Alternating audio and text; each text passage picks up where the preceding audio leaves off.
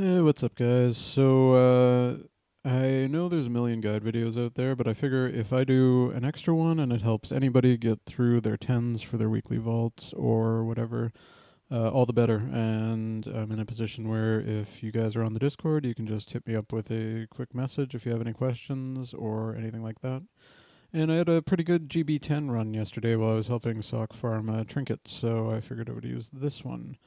GB is one of the instances that a lot of people seem to struggle with. So this is kind of, I mean, there's a couple mistakes along the way, but otherwise this is a pretty ideal run. The DPS in this are all pretty highly rated, except they are on alts. So this actually goes pretty much smoother and faster than I would normally expect a GB10 to go, but I mean, this is still the approximate route and way to play it, in my opinion. This pull here, as soon as that earth caller dies, you move down the stairs, or I like to move down the stairs. You can line of sight pull it around the corner here earlier on, but pugs are hard to wrangle, so generally just kill the earth caller, then move it down. I was going to go pull that 3-pack, but then I noticed the AoE was about to go out, so I just wait till the AoE is done, and then I go fetch it. If you're tanking, these overseers are scary, scary, scary. They put a damage buff on everyone, and they have a single target ability called Rive that will absolutely chunk you. So feel free to commit defensives off the bat here. You see I had Fort Brute running, so I was not that scared, but you'll see me get hit by a couple Rives that almost one-shot me along this run. So once he's down, this is going to be our lust pull. And we're going to do all this. This pull looks a lot scarier than it is. Your main goal here is you're sending lust and every CD you can, but you're also making sure to chain stops as much as you can and kicks on the bolts and the interrupts. If a bunch of bolts and if a mass tremor goes off, that's where this pull falls apart. But this pull does not last very long. You pretty much with any group comp, you should be able to survive long enough to get through it. The big thing with that, especially if you're a healer, don't try to react to damage. Just pump your cooldowns and your healing on everybody that you can, because if someone's going to get bolted once and then take another bolt a second later, that heal has to have already landed on them in the first part. This is pretty boring for the next little bit, so we're just going to speed it up. We're going to actually probably skip a little bit.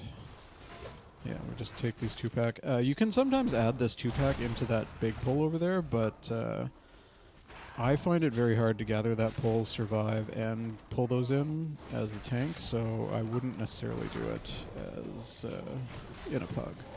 In an organized group, you could probably get a DPS to tag it for you so it runs in, but I wouldn't expect that in a pug. These packs are all the same. See right there, I almost got one-shot by the Rive because I just wasn't ready for it. So make sure you are as scared of those overseers whenever you're fighting them. This boss is super easy. Literally all you got to do is stand in the safe zones and don't get knocked into the lava by the spikes. You want to put the spikes on the edge, but as you'll see in this, there's a couple spikes that go in the middle, and it's really not the end of the world. You just kind of got to avoid them, unless the boss fight is taking way too long, in which case you might run out of room, but you'll notice even though we start having crappy spikes here, you don't have to worry about it. As DPS and healer, I would commit defensives to the commanding shout he does. It does unavoidable group-wide damage, and it is very scary. So it gives your healer a lot more time to top people up before the spikes go out. As the tank, his Skull Splitter puts a stacking dot on you. You should probably try and defensive that, but I mean, I outgear it enough, so I think I'm 627 as Brewmaster with wrong stats in this, but you'll notice it's not that scary. Now, these packs, You'll notice we kind of fall apart here. Whoops, I'm on 0.25. We were doing really good kicking and stopping for quite a while, but then we kind of just stopped for a bit for some reason. And a bolt plus the wake go out and kill Sock here. And the wake plus the lava fist almost kills me. The paladin saves me here in a second with lay on hands, and we manage to keep it together until Sock gets back. But we just start letting everything through here, and the extra scary part is once the wake goes out, you see this debuff on everybody. This debuff makes all these people take increased damage, which means increased fire damage specifically, and everything in this area does fire damage. So every time wake is out, you really need to make sure that you're stopping casts, as many as possible. The guys here, the Beguilers, they have the Chain Mind cast, which is a stun, which once it starts, you can just stop it. Wow, we let that bull one through. I didn't even notice that. That's terrible. But again, we let a bunch of casts through, and Sock died. And that's bad news bears. So what's going to happen here, too, is because of that, I'm going to die to this Lava Fist, and because I had no defensives up for it. Luckily, the rest of the group manages to pull through and finish off that mob, but it's super not ideal. The rest of that's the sloppiest 2 pulls of this whole run. We kind of focus up and get it back together after that. These flame renders, these guys put a nasty dot on your tank, Shadow Flame Slash. You just need to be ready for it, really. It's not unhealable, but if you can have defensive, or like for me, for Celestial Brew or whatever, you definitely want to. Warriors can spell reflect it, and paladins can spell warding it and stuff like that. But this boss, this swords, I think is the scariest part. It's definitely the scariest part for the tank, because as soon as he goes into Molten Flurry, he absolutely cranks the tank. And then he puts the dots out on the group too, which are not super scary, but basically you've got group damage and tank damage going on, which is not great. He also pulses group damage every time he switches weapons. So when he goes from axe to swords and swords to mace, each of those times he'll pulse group damage. Beyond that is not very hard. Just if you're healing, try and save a CD for each switch if you need to. And then if you're tanking, make sure you have a CD for Molten Flurry. Other than that, we just keep clearing through. At the end here, I'm not really sure what happens. The paladin takes threat. I think he taunted. I don't know if he was trying to, like... Yeah, I think he was trying to bubble taunt the Molten Flurry. But, I don't know, he almost died because of it, so it's nice of him, but it wasn't really needed. When these Molten Giants are stunned like that, they take 20% added damage, so feel free to take advantage of that as much as you can, but you don't really want to play around it. Notice we're doing a much better job stopping bolts and stuff. You can probably, I mean, at a high enough key you'll have to stop all of them, but at a 10, something will get through. This next pull that we're going to do, I only do because I know this DPS is really good. I think this is a fine lust, but doing this with the, and see, notice I kind of fuck it up at the beginning here on the Zagger and everything. But doing it with the Lava Bender is scary. Luckily, these guys are pumpers and absolutely obliterate this pull with lust, so we're fine. But I would still lust this, but I would probably not add the Lava Bender in if I didn't know that these guys were doing a ton of DPS. You got to make sure you kind of plan your route around who you're playing with, right? Like, you don't have to do that big pull to time this on a 10 at all. Like, we're going to +2 this in the end. So these warlocks put out these curses, and that's why you kind of always want to bring at least one curse dispel with you to this place. The curses are heal absorbs, and the curse itself is not scary, but if there's any other damage going out on those people while they are cursed, it's real bad, because they're basically, the heal absorb is large enough that they're basically immune to healing for the duration of the curse. So you gotta try to at least get one of them off, and if a couple go out at a time, make sure you get the one off the healer first, because if the healer dies, you're all just super fucked. These enforcers are very scary for your tank, even with just a couple stacks. Like, you need to make sure you kite them out. You can see the debuff. I'm moving a ton, but the debuff's right there, or the enrage is right there. You only need to kite them for 4 seconds, I think it is, for it to fall off. So let them get a couple stacks, back up. Let them get a couple stacks, back up. That kind of thing. Just make sure the stacks totally fall in between.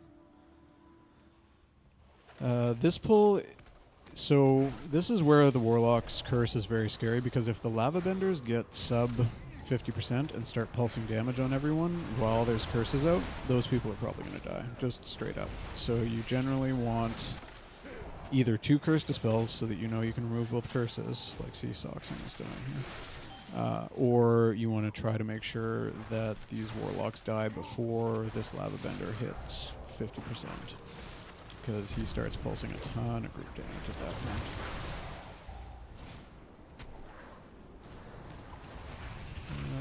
It's just kind of steady boring stuff for a little bit here. That pull took a little bit longer than I would have liked it to, but it's not the end of the world. No, I am going to add those 2 in, but I almost die, so I have to wait a second before I do. Alright, now I got them. This is kind of the same thing, like just be scared when the Lava Bender hits 50%.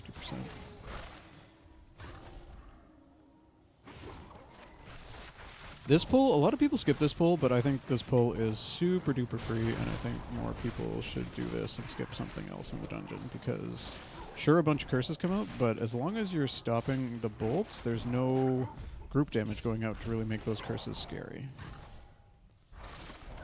This is another pull with a couple of the dots coming out on your tank, and then just a bunch of random bolts and stuns that you need to stop.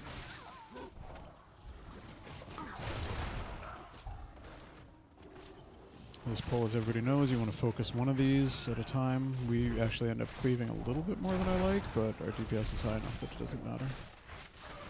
Yeah, so I touch a death that one just to make sure, but I think it would have been fine without. Now, this boss, I always see people using quote-unquote cheese spots and stuff for it. I don't think it's worth it.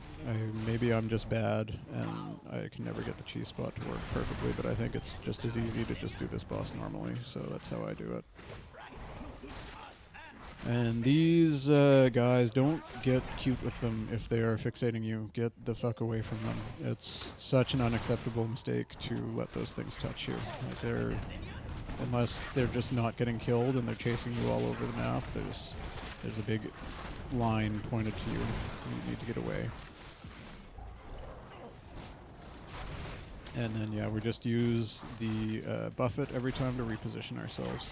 He always does the same order. He does ads go out, then he does the Twilight buffet, which knocks everyone away, and then he does his frontal. So you take the buffet, it moves you away from the tornadoes that just spawned. If I was smarter, I would have aimed that frontal at the edge on the right-hand side there, but it's fine. Nobody got hit by it. And then he's almost dead at 50%. There we go. Buffet goes out, tornadoes spawn, and we're done. And you can keep rotating around that room clockwise, even if that boss is taking a lot longer. The tornadoes will despawn before you get back to the spaces. This pull is scary. Again, there's an enforcer in here, and then there's curses and a whole bunch of bolts. So don't underestimate this pull. I've died here many times. We skipped the dragon. A lot of people fuck up this skip for some reason, but it's very easy. Just walk into the wall.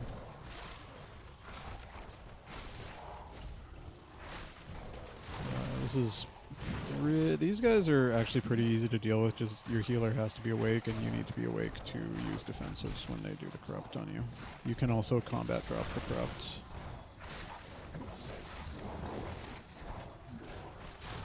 And then if you are really not paying attention and you stand in one of those swirlies, you get mind controlled, so don't do that.